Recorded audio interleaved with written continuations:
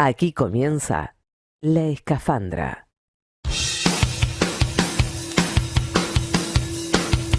Y sí, señores, y sí, señoras, ¿cómo les va?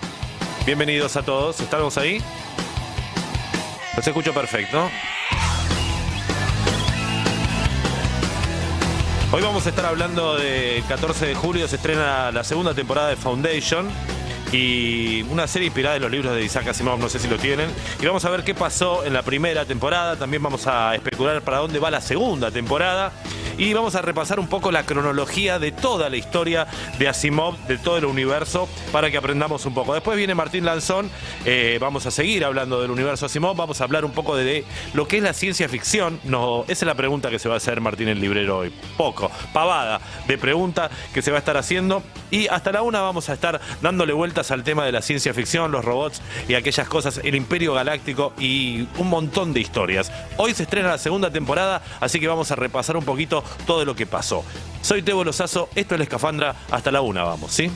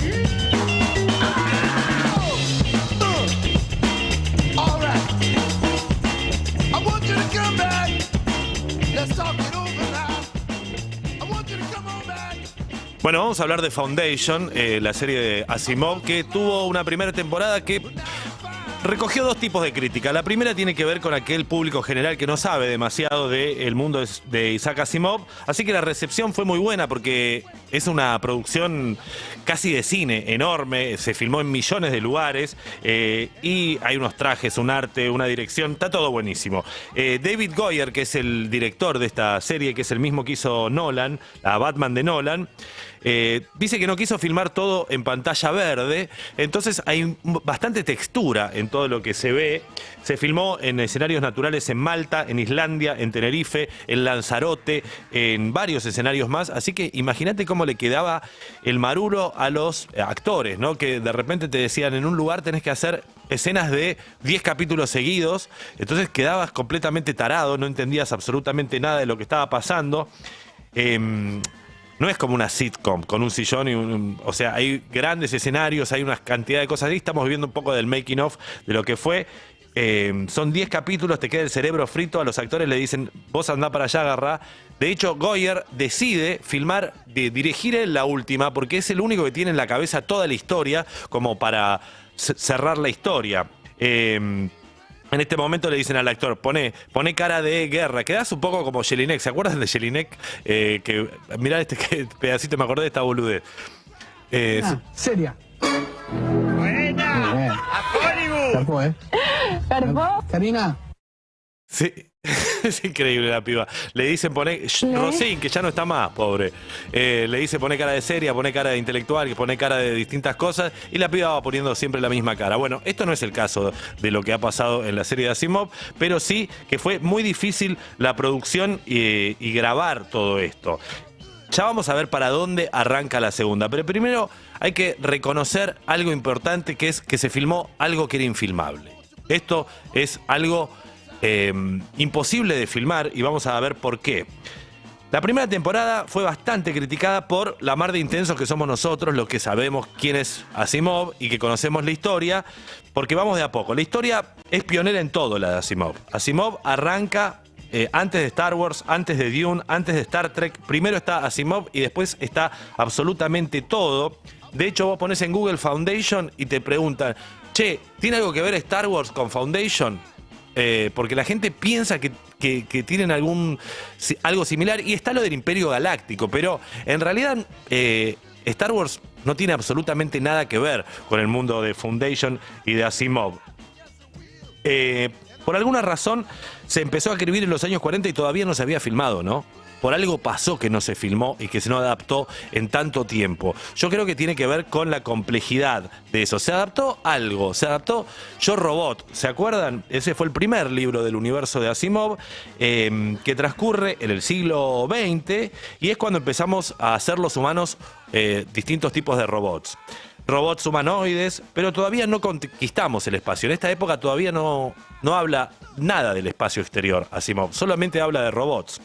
Ahí aparece el primer robot que es capaz de manipular la mente de los humanos. Esa es la peli de Will Smith que estábamos viendo. Después también está El hombre bicentenario, que es otra de las cosas que se adaptaron con Robin Williams, que es una novela que Asimov escribe en el año 1976 y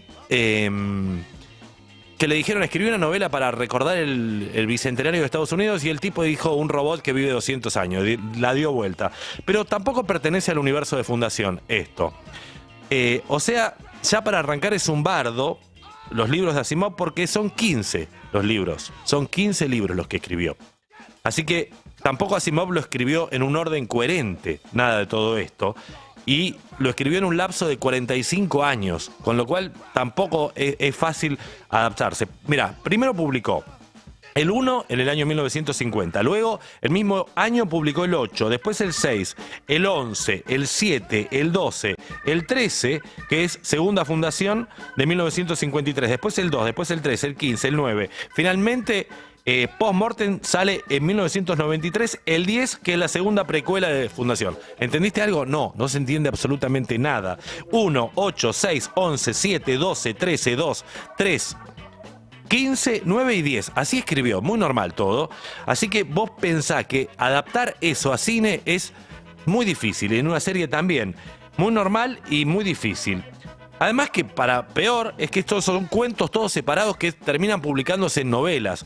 Así que a toda su vida estuvo escribiendo esto Asimov y fue muy difícil adaptarlo. Es un poco como las obras de Heródoto, ¿no?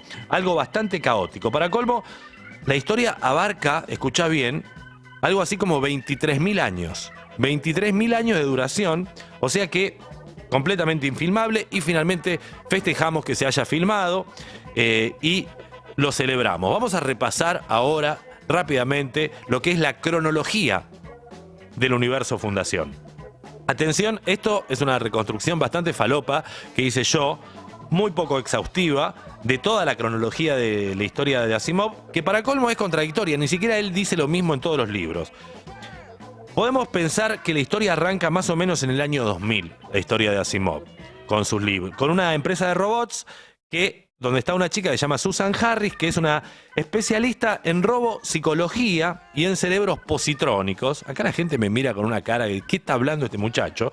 Y esto sale en Yo Robot. Ahí se plantea la temática de la moral de los robots. Se ponen en práctica lo que son las 3 leyes de la robótica que estamos viendo en pantalla. Una es, un robot no le puede hacer daño a un ser humano. La otra es, un robot tiene que hacerme caso, a no ser que la orden que yo le dé sea dañar a otro ser humano.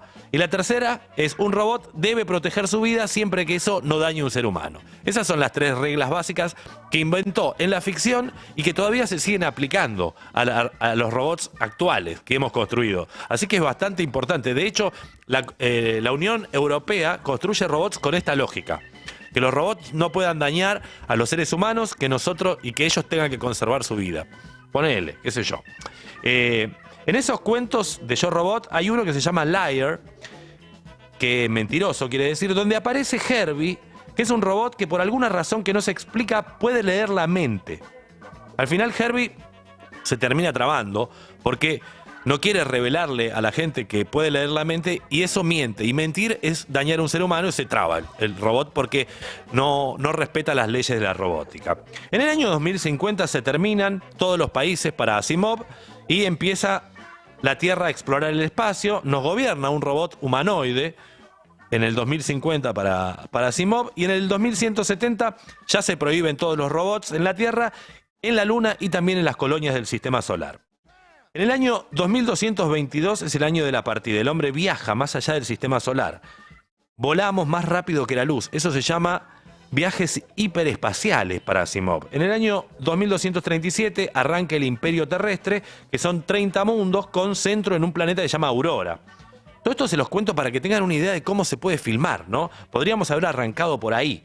Después viene un libro que se llama Bóvedas de Acero, que ocurre en el año 5000, donde aparece un detective. Esto es lo más divertido. Por ahí debería haber arrancado quizás la serie. Por Elijah Bailey, que es un detective que tiene un robot que lo ayuda a resolver un caso de un asesinato de otro robot.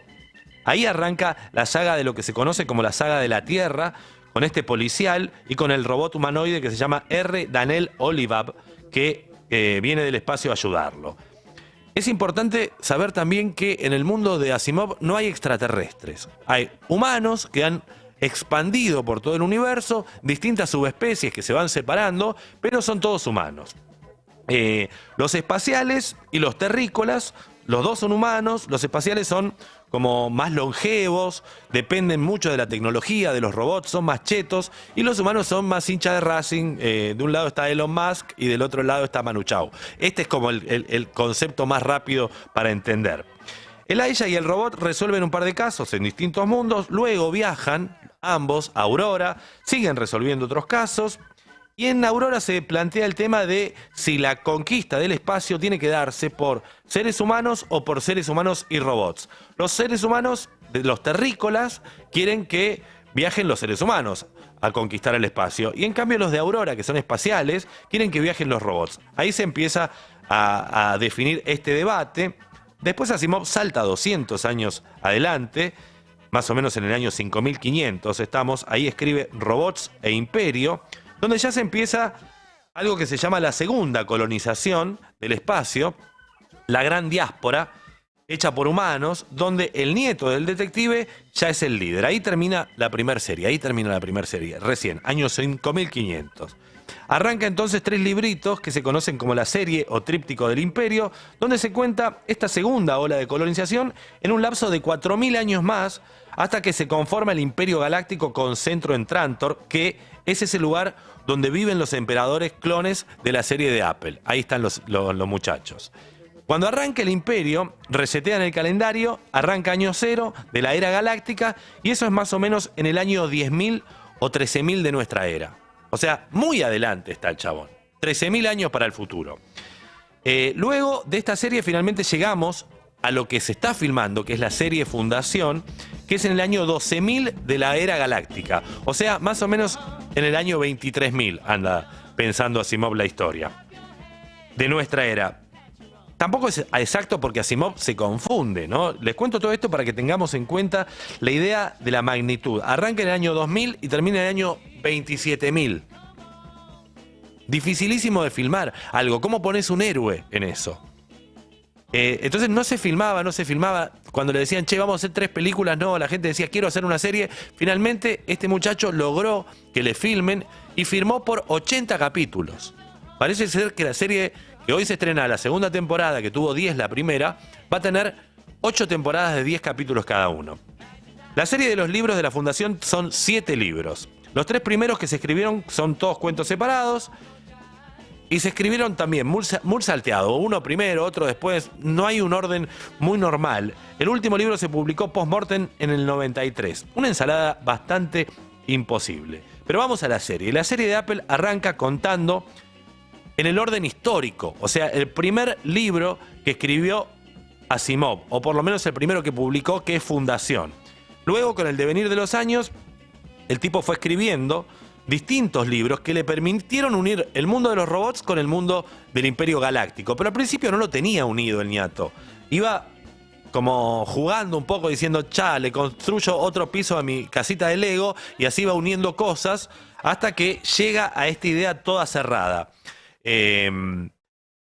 Alerta, voy a hacer un mega spoiler acá, porque básicamente la historia de todos los libros de Asimov es esta. La historia del universo de Fundación es la historia de un robot que se llama Daniel, que vive en la Luna, que es una inteligencia artificial que vive en la Luna, y que durante 20.000 años, sin que los hombres sepan, va guiando el destino de la humanidad. Una inteligencia artificial que va guiando nuestros destinos desde la Luna, sin que nosotros sepamos. Todo lo que ocurre, el Imperio Galáctico, las luchas, las batallas, la psicohistoria, todo eso está dominado por este robot, que al final de el último libro, en Fundación y Tierra, llegan a buscarlo al tipo, y el tipo dice, no sé qué hacer. Los humanos se han desarrollado en 3 vertientes distintas, y ahora son ustedes, los seres humanos, los que tienen que definir hacia dónde va la humanidad. Las 3 opciones son básicamente estas. Una es la que está, que es un imperio tecnológico con sujetos libres, ponele, un poco como ahora. La otra es la opción Gaia, que es básicamente una mente colmena, la galaxia toda convertida en un gran organismo que funciona orgánicamente. Y después la tercera opción es convertirnos en una especie de superhumanos, hermafroditas, que no necesitamos contacto con ningún otro género para reproducirnos, muy individualistas, que con nuestra mente gobernamos un montón de gadgets tecnológicos y de robots que nos asisten. No les voy a contar para dónde arranca la historia, pero esto es finalmente la historia total de lo que cuenta Asimov. Un robot que gobierna la humanidad durante 20.000 años. Pero volviendo, la serie arranca en el momento en que una chica que se llama Gal Dornick, una superdotada, matemática, y Harry Seldon son enjuiciados por el Imperio porque afirman, basados en una disciplina que se llama psicohistoria, que el Imperio se va a terminar. Y ahí se vienen 30.000 años de oscurantismo y Harry Seldon convence al Imperio de que puede acortar el oscurantismo si arman una fundación, un planeta, para conservar el conocimiento en una enciclopedia galáctica. Una vez que, en vez de ejecutarlos, los mandan a este planeta que se llama Terminus, que queda al borde de la galaxia, donde los miembros de la fundación van a estar viviendo durante 50 años. En el viaje, el hijo de Harry, que se llama Raich, y Gal se enamoran, y en una secuencia extraña, el hijo mata al padre y la acusan a Gal, que para salvarla la mandan con el arma en una cápsula al espacio a la piba, y la piba nunca llega finalmente a la fundación. Vamos con las diferencias entre los libros y la serie. Hay un montones de diferencias entre la serie de TV y los libros, pero yo me banco todas las diferencias que hay y lo disfruto más porque, como lector de Asimov, me parece una nueva aventura en el mismo universo, cosa que me parece más divertida. Yo ya leí los libros y me gusta saber cuáles son las diferencias y estoy viendo para dónde arranca. Goyer dijo en un video que era un remix. But I decided that I told Apple and Skydance time is going to be a character in the show. We're going to do time jumps. And I decided that it's going to be a remix. We're going to pull some of the elements from the prequels. We're going to pull some of the elements of the sequels. The original work was written over 70 years ago. It can't be a straight line for line adaptation. We live in a different world. The audience is completely different.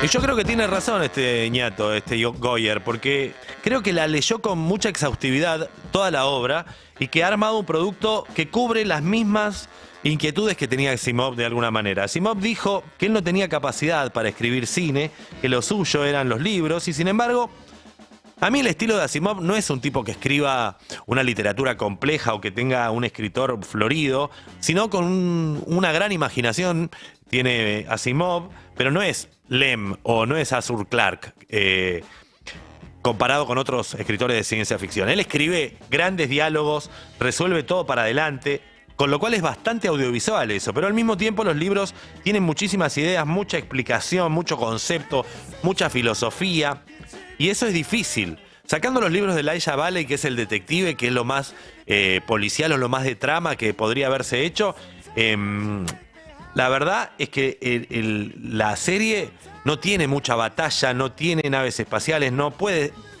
resolverse todo con intrigas palaciegas, así que está bien ponerle tiros, ponerle romance, porque tiene que haber romance. En la serie de Asimov no hay nada de romance, no hay amor. Antes un poco había, el detective tenía una especie de romance. Por eso yo creo que están justificados todos los cambios que hizo Apple con respecto a la serie de Asimov. Hay una diferencia que es el Star Bridge, el puente. Ponele, en la serie una de las mejores secuencias es el ataque al puente estelar, que es una especie de torre de Babel que estamos viendo ahí, un ascensor de Trantor que sirve para llevar a la gente a que vuele al espacio desde esa plataforma.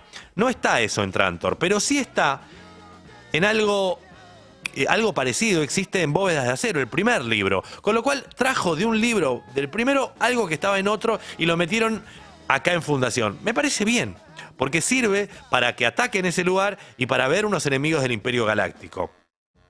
Después está Gal Dornick y el planeta Synax, que es otra diferencia. La serie de TV arranca por el capítulo en que el libro de Fundación se llama Los psicohistoriadores. Esta es la chica que vemos. Ahí está Gal y su planeta natal, que es Synax. Pero en el libro no se desarrolla cómo es ese planeta. Y acá sí lo hace Apple, que dice que es un mundo antiintelectual, no racionalista, donde una chica que es un prodigio de matemática tiene que rehuir al preconcepto religioso para aprender matemática, dejar su familia e ir al centro galáctico que es Trantor. Synax o Synax es un mundo de agua tipo Waterworld, la peli de Kevin Costner, y es muy parecido a los 4 mundos que en el capítulo de los enciclopedistas, en el segundo capítulo de la Fundación, aparece para enfrentar a la Fundación. Porque la Fundación básicamente, ¿qué significa? La Fundación es ciencia, es el dominio tecnológico frente a las antiguas tradiciones más paganas que ya en la caída del imperio asocian con tecnología, ¿no? Tecnología es igual a imperio, entonces los países que están cerca de la Fundación no quieren tecnología y la Fundación encuentra la forma de meterles de vuelta a la tecnología a través de unos rituales y otras cosas. También meten religión más tarde, cuando viene de los planetas cercanos, uno se llama Anacreonte y otro Tispis, que terminan invadiendo la Fundación en el capítulo 9. O sea, la serie no respeta los tiempos que pasan en los libros, pero está bien, el espíritu sigue vivo para mí. Siguiendo con Gal Dornick, en los libros es un personaje masculino y en la serie es un personaje femenino. Lo mismo hace con Demerzel y con Salvor Hardin, pero para mí estos gestos no son solamente copados porque la época lo requieran, sino que representan el mismo uso que hizo Asimov, que le dio a muchos personajes femeninos fuertes el que lleve la historia. Quizás en estos 80 capítulos que va a ser el nieto de Goyer no están personajes como Arcadia, Bliss o Gladia que aparecen en otros libros. Entonces le cambió el género a algunos. Me parece justificado porque no es como corregir una canción de Cacho Castaña, que es incorregible. Este tipo usaba personajes femeninos. Entonces que corrija alguno está bien. Me parece bien. También se dice que la serie es más multicultural de lo que son los libros. No estoy de acuerdo tampoco, porque los libros son multiétnicos en muchas partes. Hay planetas que están inspirados en Japón, como Calgan, Compersion es Rusia, Roma es Trantor. Hay una zona donde está la Gaia, que se llama Seychelles, que está inspirada en la India. El universo de Asimov tiene absolutamente todos los imperios y está bastante multiétnico de alguna manera. Tiene diversidad. Así que está bien que la TV plantee diversidad de buenas a primeras. Al toque está planteando ese tema. Hay un tema también con el tiempo de la narración. La gente que lo ve me dice, che, pero es un poco lento el tema de Fundación. Y yo creo que tiene que ver con que van a ser 80 capítulos.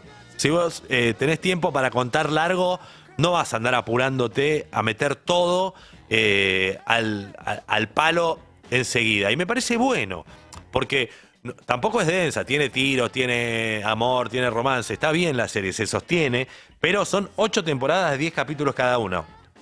Si vos tenés 80 capítulos, no vas a contar tan apurado. Otra diferencia es la bóveda y las crisis Seldon. La bóveda, que es una especie de monolito que aparece y es casi el icono de la Fundación, aparece y de ahí adentro sale Harry Seldon para contarles un montón de cosas.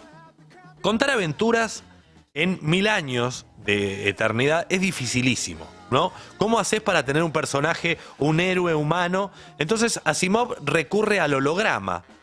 Cada tantos años aparece una crisis en la fundación y aparece el holograma de Harry Seldon que viene a decirle un par de cosas a la gente. Con este que es el padre de la psicohistoria. A diferencia de los libros, Harry no es solamente un holograma, sino que es una especie de reconstrucción post-mortem, como una inteligencia artificial, y aparece y puede contestar y articular diálogos con los personajes. Así que me parece muy bien en el momento en que se abre la bóveda que salga un Harry Seldon que sea más moderno y que interactúe con la gente. Otra manera que tiene la serie para enfrentar los largos tiempos del espacio es la criogénesis. Asimov en los libros no habla de criogénesis, no congela a nadie. Supongo que es porque es antes del congelamiento de Walt Disney. No estaba todavía en boga eso. Pero sí, hay algo que hace Asimov en los libros, es hacer gente muy longeva. La gente que vive en el espacio, para Asimov, vive 300, 400 años, como el doctor Hans Solveig, que es el robotista, que llega a vivir 300 y pico de años. El gran hallazgo de la serie son los emperadores. Un invento completo de la serie, pero es otra forma de contar largos periodos de tiempo. En esto hicieron algo que no había hecho, que es hablar de clonación. Pero bueno, no estaba tan lejos. El emperador en los libros de Asimov se llama Cleon, y entonces de Cleon a clon hay una sola letra, así que no está justificado por ahí. Hicieron algo bastante hermoso, es que gobierna un triunvirato, como en Roma, donde tenés una sola persona en 3 momentos de su vida. Está el hermano Amanecer, que después crece y es el otro pibe, es Cassian Bilton, este muchacho. Después está el hermano Día, que es Lee Pace, este que estamos viendo. Y después está Ocaso, que es Terrence Mann. Maravilloso lo que hicieron. 3 personas viviendo al mismo tiempo y se van dando consejos entre ellos. Esto no está en los libros, pero está buenísimo. Ahí meten la historia de la decadencia imperial también, infectando la clonación.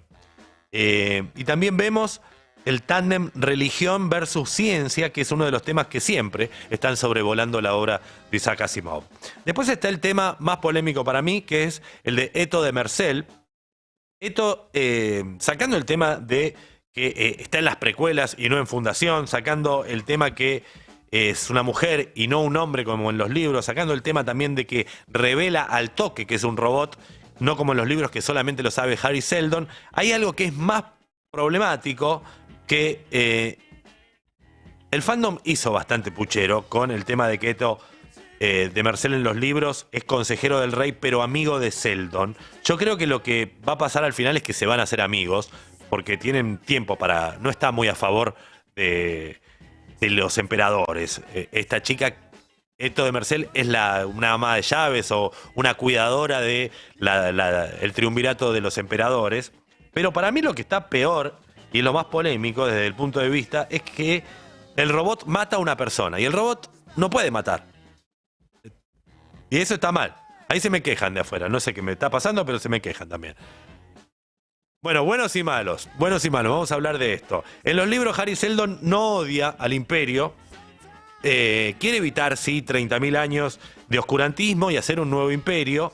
Las fundaciones son para eso, no son sus enemigos, los del Imperio. De hecho, en un momento Harry Seldon es primer ministro de los emperadores, pero son sus adversarios políticos. En Apple le ponen un poco más de pimienta y está bien, me gusta. Ojo, tampoco los emperadores son malos porque sí, en la serie de TV. El trío de clones quiere conservar sus privilegios, además creen que el Imperio es la mejor forma de organizar la sociedad. Está bien, ellos estuvieron 23.000 años gobernando, que venga un tipo a decirle que estudió psicohistoria y que por eso se va a terminar el mundo y que se va a terminar el Imperio, por supuesto que no le van a creer y van a decir usted es un hereje, váyase, son 23.000 años contra una historia que inventaste recién vos que se llama psicohistoria, no te voy a creer. Vamos a hablar entonces un poquito de psicohistoria y segunda fundación. La psicohistoria es una disciplina que inventa Harry Seldon, inspirado por un robot, ¿no? Eso no se cuenta tan rápido, pero lo inspira también en robot, porque ya les conté el final, ya lo saben. Todos los que no escucharon esa parte, saltéensela, pero bueno. La psicohistoria puede predecir el comportamiento de la humanidad. Parece ser como una especie de hipérbole del materialismo histórico de Carlitos Marx. El sueño mojado de Marx, una cosa así, porque al fin y al cabo Marx es un hombre de su época que creía en las ciencias sociales que pueden predecir hacia dónde va caminando una sociedad, ¿no? Él creía en esto y la psicohistoria, basándose mucho más en la matemática, cree que va a poder hacerlo. O sea, Marx es más de los procesos que de los chabones, ¿no? O sea, y en un momento, cuando no sabe cómo hacer, Asimov mete un mutante, que se llama el mulo, que resuelve, que es algo que no puede predecir la psicohistoria. Pero nos estamos yendo bastante lejos. Como resguardo de la cultura galáctica, Seldon logra que los clones le permitan armar la primera fundación, pero ahí Seldon no manda a los psicohistoriadores, sino que manda a los de una segunda fundación, que es otro acierto de la serie, porque la segunda fundación aparece muy lejos. Ya en la primera temporada, en cambio, en la serie ya lo tenés. Ahí, al toque, ya empiezan a hablar de la segunda fundación, que la segunda fundación están en la nave, y ahí empiezan con que los psicohistoriadores guían a la primera fundación. Y acá se pone lindo porque la segunda fundación tiene formas de influir en la mente de los humanos. Hay telepatía. Acá, Martín ya suelta la ciencia ficción y se va al terreno de la fantasía, ¿no? Porque el amigo Asimov, telepatía no es muy científico. Pero atenti, porque no solamente los psicohistoriadores de la segunda fundación son capaces de influir en las conductas, también hay un robot y también hay un mutante, que es el mulo, que va a aparecer más adelante, que es una especie de juglar. Entonces, estas visiones que tienen primero Gal y luego Salvor en la serie, la líder de Terminus, y que Harry dice que no tiene nada que ver con ellas, pueden venir de distintos lugares que todavía no sabemos. O sea, quedan bastantes interrogantes abiertos. El primero tiene que ver con... esto se estrena hoy, 14 de julio. La primera tiene que ver con la trama de Terminus. ¿Qué son esas visiones que tiene Salvor? ¿Cuáles son? ¿Qué está pasando? ¿Por qué ve esas cosas? Otra posible trama que seguramente tenga que ver con Poli Verisov, que es el niño que le pregunta a ese chico que estábamos viendo, a Harry Seldon le pregunta si está muerto, y ese nombre es un nombre que tiene bastante relevancia en los libros, así que no lo pusieron en vano este muchachito, ahí puede desarrollarse algo. Después la segunda cuestión a resolver en el mundo de Trantor son los 3 clones. ¿Fueron adulterados en su génesis? O sea, ¿se termina el Imperio Galáctico o el más grande Ocaso es el único puro? Eso todavía no se resolvió y seguramente se resuelve en esta segunda temporada. Y finalmente, otra pregunta que me hago y que surge... me fui a la miércoles con el tiempo. Otro que me hago es... ¿quiénes son la resistencia en Trantor? Eso no se explica. Nosotros vamos a ir una canción y ya volvemos con Martín, que tenemos que hablar un cachito un poco de ciencia ficción.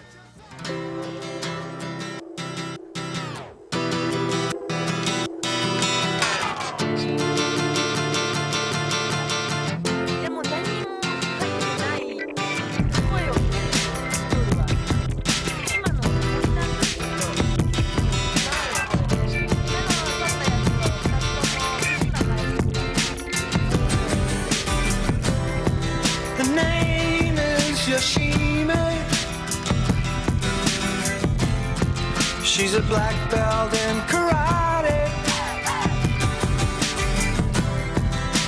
working for the city.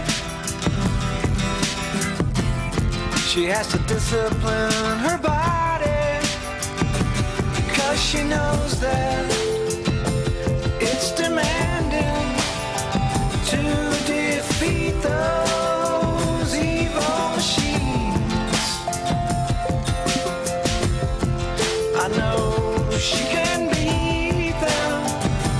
Oh, Yoshime, they don't believe me, but you won't let those robots eat me. Yoshime, they don't believe me, but you won't let those robots defeat me. Those evil-natured robots, destroy us. She's gotta be strong to fight them. So she's taking lots of vitamins, 'cause she knows that it'd be tragic if those evil robots win. I know she can beat them. Oh, yeah, she may. They don't believe me, but you won't let those robots defeat me. Yeah, she may. They don't believe me, but you won't let Esto es Yoshimi and the Battles. Gran banda, Flaming Lips sonando en el destape sin fin. Estamos hablando de Asimov, estamos hablando de ciencia fricción. ¿Quién llega? Martín el Librero.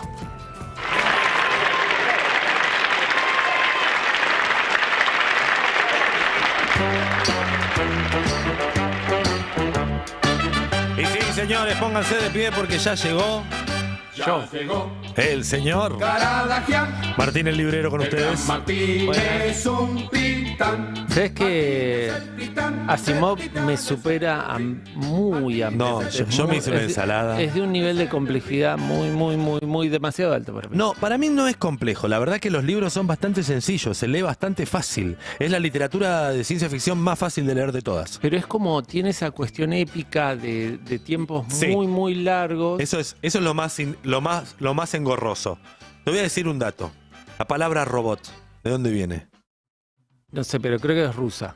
Es checa. Ahí, De 1920, de una obra de teatro, y quiere decir trabajo forzado. eso. Ahí Claro. está. La busqué entre tantas pavadas que estuve buscando. ¿Vos cómo anduviste con la semana de ciencia fricción? De ciencia fricción. Yo estuve pensando bastante Ujú. y como vos te ibas... escuché el programa de... Sí, una noche de invierno hicimos Asimov en un Sí, momento. muy bien, muy claro. Hay un programa. ¿Podés anunciar? Sí, tenemos un programa con Tomasi, siempre me dice Martín, anuncia el programa, que es lindo. Con Diego Tomasi y con Gaby Derelisi tenemos Una noche de invierno, un viajero, todos los sábados 21:30. Pura literatura. Pura literatura y falopa y chistes también hay. Así Eso que es está muy divertido. bien. Entonces, Esta semana vamos a hablar de Nueva York, creo. New York. New York, sí. Muy bello. Bueno, la ciencia ficción puede llegar a ser, más o menos se define así una definición Wikipedia, es como un género conjetural Ajá. sobre el impacto que pueden tener las ciencias en la humanidad, en los humanos, en la Tierra. Bien. ¿Sí? Yo cuando veía esto decía, en algunos es como muy fácil caer en el pensamiento de el avance tecnológico, el avance de la ciencia. Ajá. Y dije, ojo, A ver. tal vez la ciencia no avanza.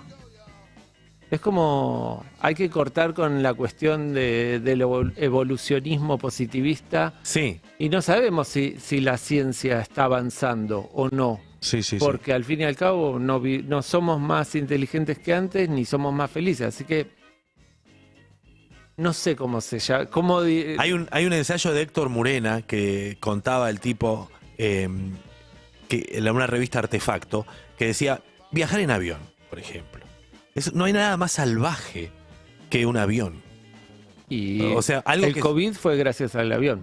Ponele, pero digo, esta idea de un avión que vos lo ves como algo tecnológico, de algo de confort y algo que nos acerca a lugares de la Tierra, pero digo, es inhumano viajar a 500 kilómetros por hora. Sí. Eso es lo que viene a decir con que es salvaje. No es parte de lo racional, la ciencia. No, es un desastre para... En muchos para- casos.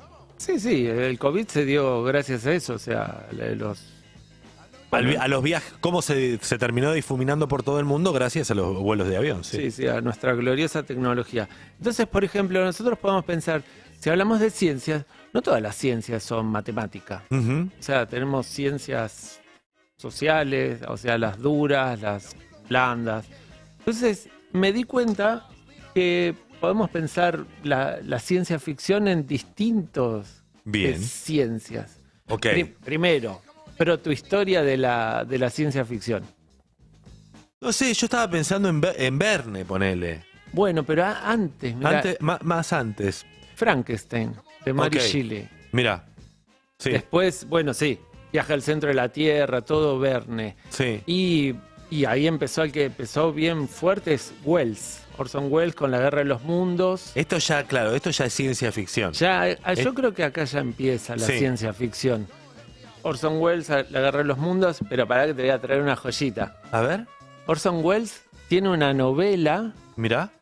situada en Ecuador, Mirá qué locura. editado por Y La cortita. Mariposa. Y Esto es lo que te cortita. gusta a vos, una novela. Una novela que ¿Eh? la lees, tenés la satisfacción de terminarla. Y entonces acá, por ejemplo, ya podemos empezar a pensar otra ciencia ficción. En El País de los Ciegos, Wells llega a un lugar en donde hay una comunidad aislada en el medio de los Andes, que son todos ciegos y que Ajá. no conocen nada y que están en otro universo, tienen otras concepciones del mundo, y aparece un extranjero y Bien. Me hace acordar a... ¿A qué? No, ese también, pero... A Ensayo sobre la ceguera. Sí, pero ese creo que ese es en Portugal, ¿o no? Ese es en Portugal, pero yo a lo que venía es... Esto puede ser, Ensayo sobre la ceguera habla sobre un mundo en donde todos de pronto se empiezan a quedar ciegos. Sí. Entonces, ¿esto puede ser ciencia ficción?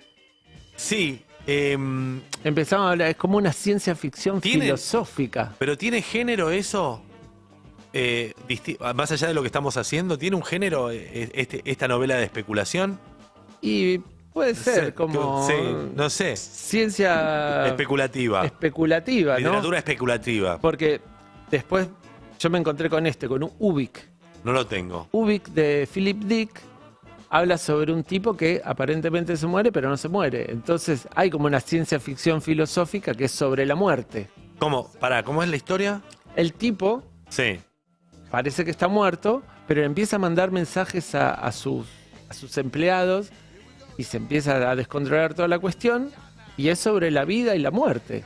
No está muerto. ¿No está muerto o sí está muerto? Ok, ese es el dilema del libro. Este es Ubik, entonces hay como otra ciencia Como la ficción. ubicuidad, Claro, ¿eh? De ahí viene. Claramente. De estar en todos lados. puede ser, No. puede ser. Porque lo que generó Asimov, la cosa tan grosa de Asimov, es que quedó la idea de que la ciencia ficción es solo con robots. Total. Y O con el espacio. con el espacio, los extraterrestres. Sí, sí, sí. Pero bueno, después el género se fue desarrollando muchísimo y bueno, da pie a otras cosas. Sí.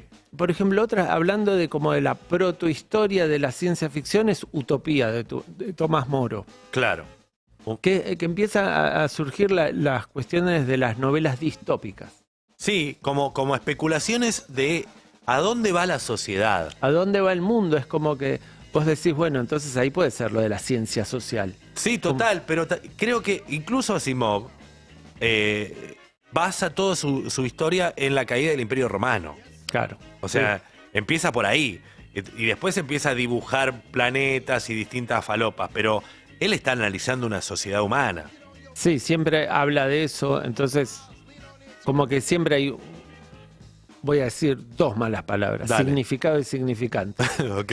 Pero es como que sí, vos pones, él pone un significado, no sé cómo explicarlo. Habla de una cosa, pero está hablando de otra. Sí. Entonces eso es Sí, como que lo hace ameno, es como que baña en chocolate el Imperio Romano para con robots y otras cosas para que uno lo pueda digerir más fácil. Pero, bueno, entonces, por ejemplo, 1984 de Orwell es como que sí es básicamente una novela distópica en donde se habla de qué es lo que puede suceder con un estado hiperinvasor sobre Sí. la actividad de los individuos. Claro, porque en un momento la ciencia ficción empieza a tomar un lado social bastante más importante y deja de ser estas novelas pulp de aventuras más tontas, Rayo láser. rayo láser, y empieza a ser una cosa un poco más copada, ¿no? Más, empieza a meter esas cositas. Bueno, en 1984 es como una cosa súper importante. Ya la Guerra de los Mundos, ¿no?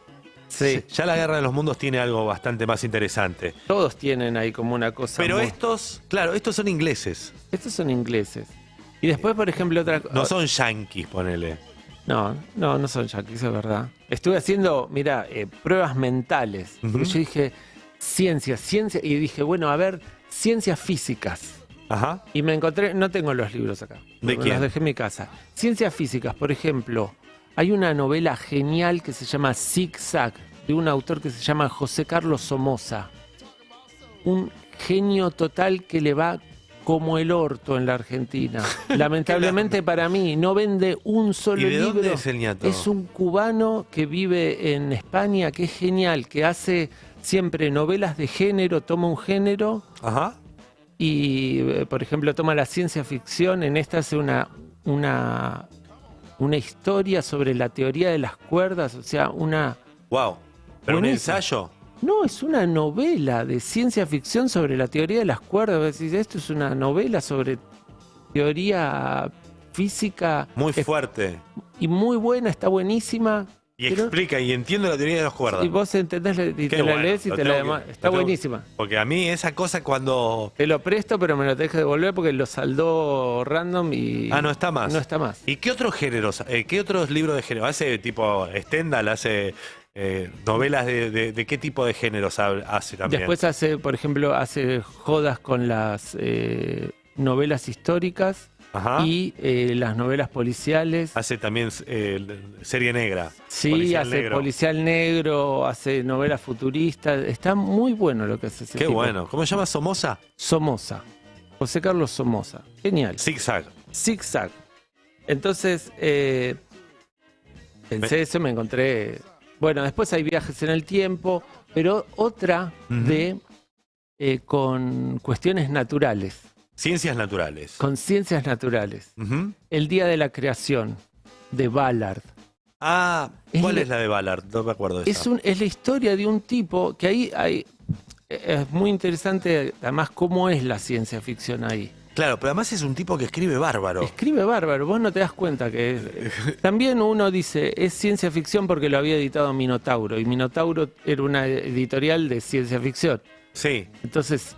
Quedó metido dentro de una bolsa que por ahí un saco que no le corresponde. Pero bueno, es interesante porque es la historia de un doctor que está en el medio del África y se empiezan a quedar sin agua y el tipo empieza a buscar desesperadamente un río, está en algún lugar y lo busca y lo busca y lo busca y termina pareciendo que el tipo inventa un río. Ajá. Muy interesante. Me gusta. El Día de la Creación. El Día de la Creación. Es genial. Y después ya me paso ciencia ficción política. Bien. La mano izquierda de la oscuridad. Úrsula Le Guin, que es como un... La amo. Genial. En la mano izquierda de la oscuridad es donde se plantea cómo sería un mundo sin sexo, sin diferenciaciones sexuales, porque... Sin géneros Sin tampoco. género. Como... Tocó todos los temas modernos. Úrsula los tocó. Después tiene un mundo llamado Bosque, donde trata toda la ecología. Después tiene Los Desposeídos, donde trata el mundo del anarquismo. Si triunfa un planeta anarquista ahí. Sí, Y sí. funciona. Y funciona. Entonces, Ella, máximo. genial. Súper recomendable todo. Ella todo, escribe todo. sobre... O sea, agarra un concepto y escribe una novela. Es muy bueno. Y después, por ejemplo, como para ir cerrando eso, y lo de las dificultades para englobar la ciencia ficción, la naranja mecánica. La naranja mecánica durante muchos años fue pensada como un libro dentro de la ciencia ficción. En la librería va... Claro. Es como pero entra en el novela distópica. Puede ser como ¿No? novela distópica. Pero como un futuro de algo que no fue, como esa historia. No ciencia ficción. Ciencia ficción parece un género menor. Primero que claro, que dicen ¿No? que es un género menor. Sí, o sea, siempre fue un poco vapuleado en el momento en que sale. Después ha dado grandes cosas. Todos los géneros. Yo soy un lector de género. A mí me gustan los géneros. A mí me gustan los policiales, la ciencia ficción, Sí. la novela erótica y en cualquier momento la romántica, ¿eh? Estoy por ahí. En cualquier momento te aparezco. Pero Y ese momento donde veía, qué sé yo, Rayuela. Libros así exóticos, como de o sea, es una novela romántica, Rayuela, Sí. o una novela de conceptos. Pero ese momento donde las novelas iban a la miércoles, que no contaban nada, ¿te gustaban? No. a mí me gusta principio, nudo, desenlace. Sí, está soy medio cabezón. Pero es cierto que es difícil encasillar a la ciencia ficción dentro de algo, ¿no? Igual me pregunté y llegó, ¿por qué la naranja mecánica puede llegar a ser ciencia ficción? ¿Qué hay de ciencia? Bueno, hay mucho sometimiento psicológico al ñato, por ejemplo. Mi teoría Sí. es que habla del conductismo Claro. y de cómo la ciencia médica, por medio de ciertas cuestiones, Sí.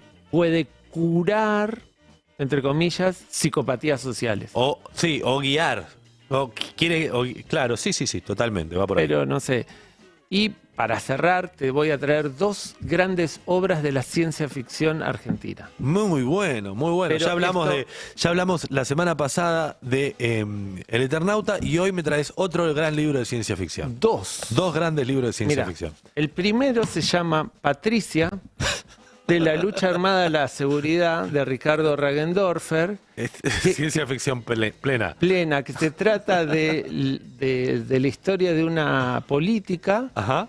que por medio de alguna, no sé, estoy pensando quizás sea alguna cosa gaseosa, tira sobre la sociedad un manto de amnesia Ajá. en el cual hace olvidar que ella fue parte de un gobierno radical en el 2001, Sí. que mató gente, que bajó los salarios de los jubilados, que hizo desastres, Sí. y sin embargo puede ser candidata a presidenta. Sí, es increíble, la verdad. Hay algo que es un poder increíble, ¿eh? Sí. Es para leerla, ¿eh? Sí, también debería ser un recordatorio Sí. para... ¿No hay antídoto contra eso? No. No hay antídoto. Por ahí leer este. Ese puede ser. Este te ayuda. Y quizás también un antídoto sería pensar que la memoria no debe limitarse a un periodo Corto. corto o determinado. Bien, La memoria debe practicarse en la totalidad del tiempo. bien.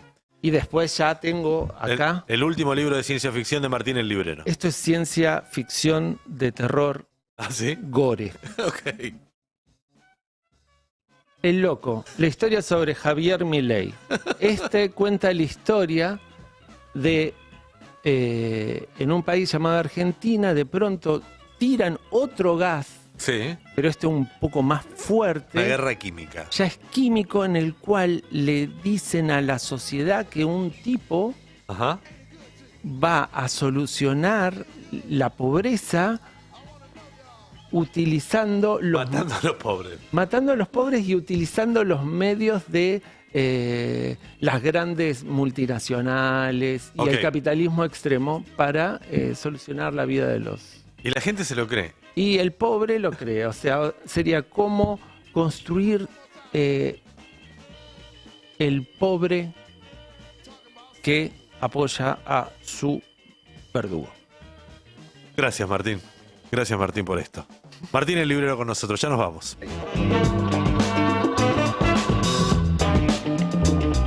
Hasta la 1 de la mañana, Tebo Lozazo nos recomienda cine, series, libros, música, revistas y muchas cosas más. Pero lo resume así: texto, imagen y sonido. La Escafandra. En el Destape Sin Fin.